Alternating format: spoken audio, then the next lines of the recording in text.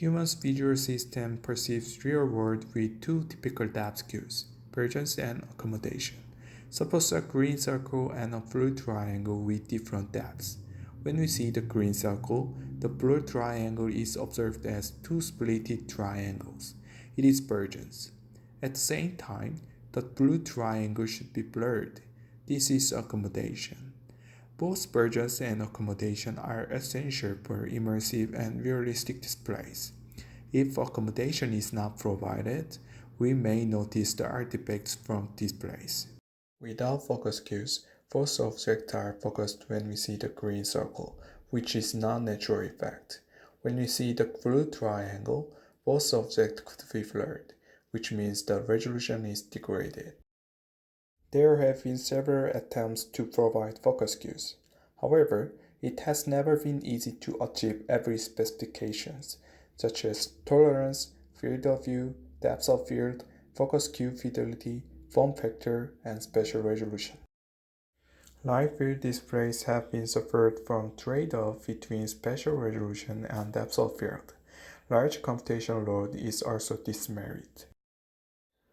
Holographic displays have limited attenuation that is the product of executable and field of view. Speckle and large computational load are other disadvantages. Multiplane displays with limited number of layers are not able to provide sufficient experience. How about multiplane displays with a large number of planes? It could be the most convincing solution for focus cue reconstruction. Of course, it is not easy to achieve a large number of layers. If we want to make 80 plane displays using temporal multiplexing, we need an impractical display panel of extremely high frame rate. To implement a display panel that can be updated at fast frame rate, we combine the liquid crystal panel and a fast spatially adjustable backlight. We were inspired by the fact that binary backlight unit can be refreshed at a very fast frame rate. The binary fixers can selectively turn on or off display fixers at more than 4800 Hz. Resolution and color of display images are determined by the liquid crystal panel, while illumination time is controlled by FSAV. This is the illustration how tomographic near-eye displays work. We combine and synchronize three elements: focus tunable lens, liquid crystal panel, and FSAV. Within a single cycle, focus tunable lens makes an image of display panel, then moves back and forth along the specific depth range. At that time, the FSAV updates binary image sequences to determine where LC pixels are floated. Although 24-bit image given by LC panel is static during the single cycle, the combination of two image sequences becomes active. This is the detail of our Vegeta prototype. We use DMD projection system as FSAV. We can also use a LED array backlight for a wearable system. Experimental results.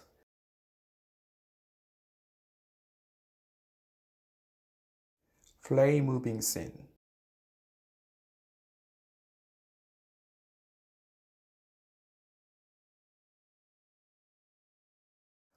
Discussion. Because focal plane images of tomographic near-eye displays are synthesized via addition, they can suffer from artifacts at occlusion boundaries. However, we can apply optimization algorithm to elevate those artifacts, which we call occlusion blending. After optimization, we can see those artifacts are successfully mitigated. Experimental results. We can see clear improvement when we apply occlusion blending.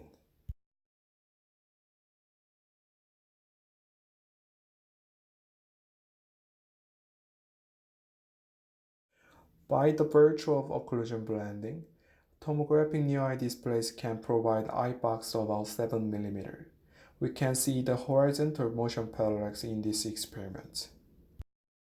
In summary, we proposed tomographic near-eye displays that can provide lossless resolution, wide depth of field, and near correct focus cues.